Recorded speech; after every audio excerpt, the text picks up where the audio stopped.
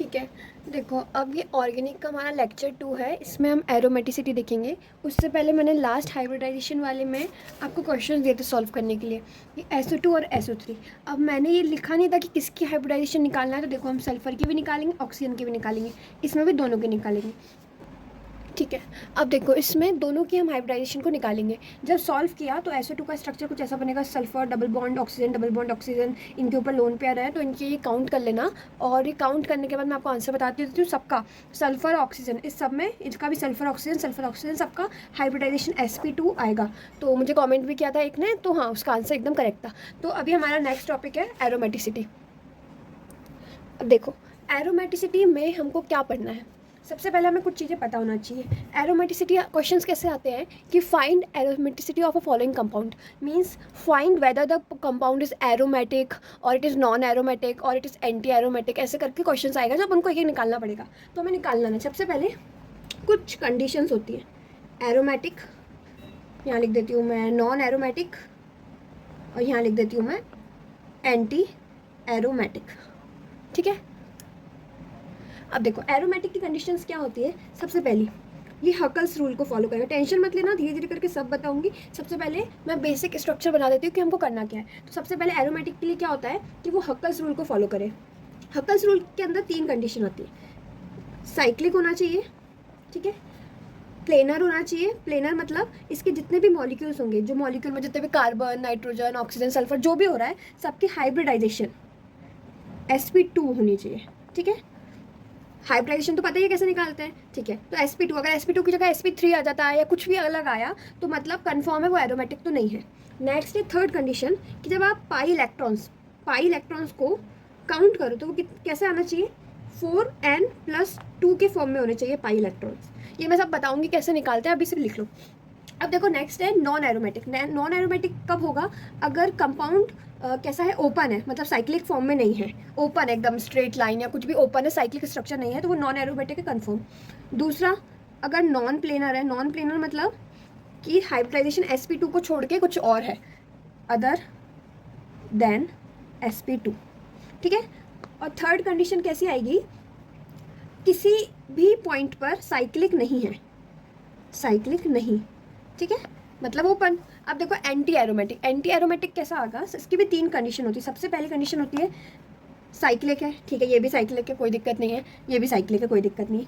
दूसरा प्लेनर है, ठीक है, ये भी प्लेनर है, ये भी प्लेनर है, कोई दिक्कत नहीं। लेकिन थर्ड कंडीशन में अंतर आता है, इसके पास थे 4n+2 पाई इलेक्ट्रॉन्स, इसके पास है 4 पाई इलेक्ट्रॉन्स, मतलब जो भी इलेक्ट्रॉन्स होंगे वो 4 की टेबल के होंगे। करेक्ट। अभी मैं निकालना बताऊंगी कैसे निकालते हैं, अभी बस सुन लो।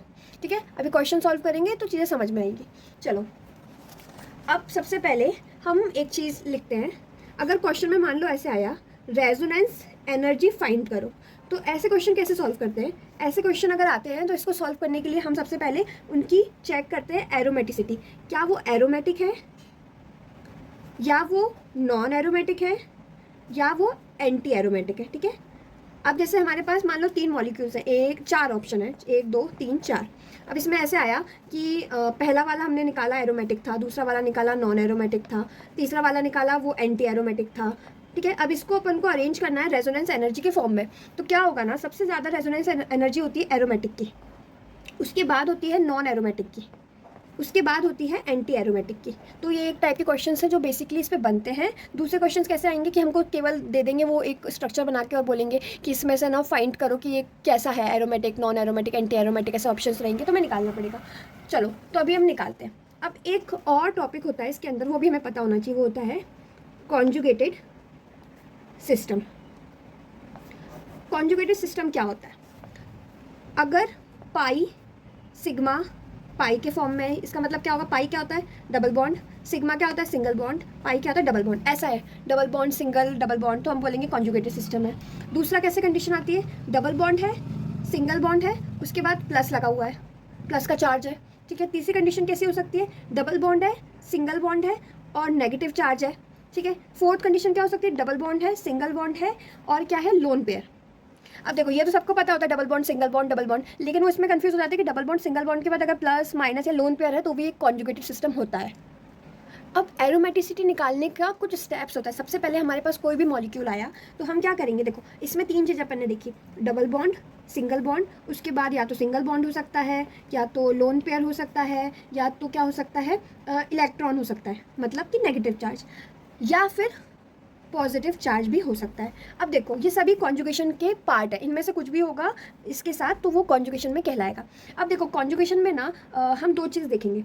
सबसे पहले देखो सिंगल बॉन्ड में कोई इलेक्ट्रॉन नहीं होता, लेकिन इसके पास और इसके पास इलेक्ट्रॉन होता है। पॉजिटिव चार्ज में भी इलेक्ट्रॉन नहीं होता। अब डीलोकलाइजेशन और लोकलाइजेशन। डीलोकलाइजेशन क्या होगा कि जैसे आपने पढ़ा है कि ये बेंजीन होगा, ये उसके इलेक्ट्रॉन्स रहेंगे, वो इधर जाएगा, इधर से इधर जाएगा, इधर से, मतलब एक इलेक्ट्रॉन एक जगह पर रुका हुआ नहीं है, वो घूमेगा। तो वो घूमते कौन है, अगर लोन पेयर या फिर नेगेटिव चार्ज हो, क्योंकि इलेक्ट्रॉन्स तो इन्हीं के पास है तो यही घूमेगा।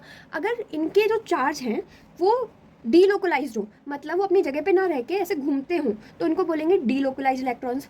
और अगर वो अपनी जगह पे रहते हैं, मतलब वो कॉन्जुगेशन का पार्ट नहीं है, तो वो क्या होगा, अपनी जगह पे रहेगा। जैसे मान लो यहाँ पर एक लोन पेयर है, ये डीलोकलाइज्ड नहीं है तो वो इधर ही रहेगा, यहाँ से इधर इधर कहीं नहीं जाएगा। लेकिन अगर वो लोकलाइज्ड है तो वो पूरे में घूमेगा।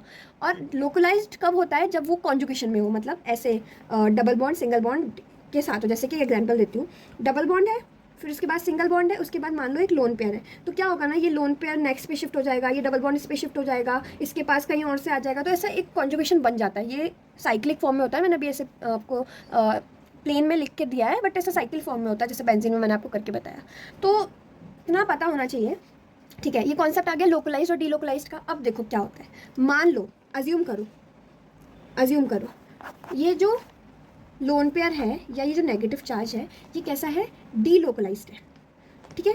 अगर ये डीलोकलाइज्ड है तो ये क्या बनाता है, ये याद होना चाहिए, एकदम याद होना चाहिए, तभी एरोमेटिसिटी के क्वेश्चन सॉल्व होते हैं। ये बनाता है पाई बॉन्ड, ठीक है।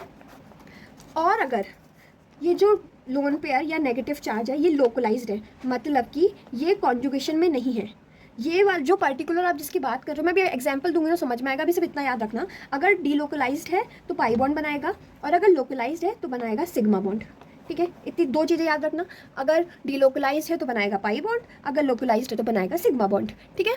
अब अपन एग्जाम्पल से निकालेंगे एरोमेटिसिटी। सबसे पहला एक एग्जाम्पल मैं बनाती हूँ। ये हमें फाइंड करना है कि ये जो वो ऐसे डायग्राम बना के दे देंगे और बोलेंगे फाइंड करो ये क्या है, तो हमें फाइंड करना है ये एरोमेटिक है, नॉन एरोमेटिक है या एंटी एरोमेटिक है। सबसे पहले क्वेश्चन में सिर्फ इतना ही आएगा और कुछ नहीं आएगा। हमें सबसे पहले क्या करना पड़ेगा, नाइट्रोजन के लोन पेयर बनाएंगे। कितने लोन पेयर होते हैं, एक लोन पेयर होता है। अब अपन को प्रूव करना है कि ये एरोमेटिक है या फिर नॉन एरोमेटिक या एंटी एरोमेटिक है। तो एरोमेटिक की कंडीशन में हम क्या देखते हैं, सबसे पहले साइक्लिक होना चाहिए। क्या ये साइक्लिक है, हाँ है, ठीक है। दूसरी कंडीशन हम क्या देखते हैं कि ये कैसा होना चाहिए, प्लेनर यानी कि sp2 होने चाहिए सब। तो sp2 कैसे देखेंगे, अब देखो नाइट्रोजन इसके पास 2 सिग्मा बॉन्ड है, एक लोन पेयर है, 3 हो गया, 3 मतलब होता है sp2। हाँ नाइट्रोजन sp2 है। अब इस पर देखो ये कार्बन है, कुछ नहीं लिखा तो यहाँ कार्बन है। कार्बन के सिग्मा बॉन्ड कितने होंगे, 1 2, और यहाँ पे 2 और होंगे जो हाइड्रोजन के साथ बनाए, 2 नहीं सॉरी 1 होगा जो हाइड्रोजन के साथ होगा। 1 2 3 4 बॉन्ड होते हैं ना, 1 2 3, 3 सिग्मा है, और कुछ भी लोन पेयर वगैरह नहीं होता तो ये कैसा होगा, 3 मतलब sp2। ये भी कैसा हो गया sp2, और ये भी सिमिलर है तो ये कैसा हो जाएगा sp2, ये हाइड्रोजन है, ठीक है। तो ये दूसरी कंडीशन भी सेटिस्फाई कर रहा है। अब तीसरी कंडीशन हमारी क्या थी, 4n+2। अगर 4n+2 पाई इलेक्ट्रॉन्स होंगे तो ये एरोमेटिक हो जाएगा, और अगर 4n होंगे तो फिर ये एंटी एरोमेटिक हो जाएगा। तो ये वाली थर्ड कंडीशन डिसाइड करेगी कि एरोमेटिक है या एंटी एरोमेटिक। अब देखो इसमें क्या होगा ना, मैं एक बार फिर से बना देती हूँ। सबसे पहले, ठीक है, ये लोन पे। अब सबसे पहले हमें क्या चेक करना है कि कॉन्जुगेशन में है कि नहीं है। देखो कॉन्जुगेशन में है, double bond single bond lone pair, ठीक है, कॉन्जुगेशन में। अब हमें ये चेक करना है कि जो लोन पेयर है, ये जो लोन पेयर है ये डीलोकलाइज्ड है या लोकलाइज्ड है, ठीक है। अब ये हम कैसे चेक करेंगे, देखो double bond single bond double bond, sorry double bond single bond lone pair single bond double bond. तो ऑब्वियस सी बात है कि ये डबल बॉन्ड इसको देगा इलेक्ट्रॉन, ठीक है, ये अपने इलेक्ट्रॉन इसको देगा, ये यहाँ से यहाँ शिफ्ट होगा, मतलब ये पूरा एक कॉन्जुगेशन चलेगा। मतलब ये जो डबल बॉन्ड, ये जो लोन पेयर है ये पार्ट का है डीलोकलाइजेशन का। और अगर डीलोकलाइजेशन हो रहा है तो वो क्या बनाएगा, पाई बॉन्ड बनाएगा, मतलब कि क्या होगा, पाई इलेक्ट्रॉन्स बनेगा। तो अब देखो यहाँ कितने पाई इलेक्ट्रॉन्स हो गए, इस वाले डबल बॉन्ड के 2 पाई इलेक्ट्रॉन्स, इस वाले डबल बॉन्ड के 2 पाई इलेक्ट्रॉन्स, 1 2 3 4, और ये लोन पेयर के 2 इलेक्ट्रॉन्स, तो कितने हो गए, 6 पाई इलेक्ट्रॉन्स। पाई इलेक्ट्रॉन्स कितने हो गए, 6। अब देखो 4n+2 = 6 इलेक्ट्रॉन्स, ठीक है। तो n की वैल्यू कितनी निकल रही है, माइनस कर देंगे तो 4, n = 1। अगर मान लो 4n+2 है और इसमें हमने n की वैल्यू 1 रखी तो कितना हो जाएगा 6 पाई इलेक्ट्रॉन। मतलब ये जो स्ट्रक्चर है ये 4n+2 को सेटिस्फाई कर रहा है, मतलब कि ये इसको हम क्या बोलेंगे, ये है एरोमेटिक कंपाउंड। ठीक है, ये समझ में आया। अगर मान लो यहाँ 6 इलेक्ट्रॉन की जगह मान लो यहाँ 8 आ जाता, अब मैं ऐसे लिख देती हूँ 4n+2 = 8 इलेक्ट्रॉन, तो क्या होता 4n = 6 इलेक्ट्रॉन, n = 6/4। तो ये जो 6/4 है ये कोई परफेक्ट नंबर नहीं है। नंबर कैसा आना चाहिए 1 2 3 4 5। अगर इसकी फॉर्म में आता है तो वो 4n+2 को सेटिस्फाई करेगा और वो बन जाएगा एरोमेटिक, और इसके फॉर्म में नहीं आता है तो हम फिर रख के देखेंगे 4n इलेक्ट्रॉन के फॉर्म में। अगर इसको सेटिस्फाई कर देता है तो फिर वो आ जाएगा एंटी एरोमेटिक। तो अभी देखो नेक्स्ट एग्जाम्पल देखते हैं।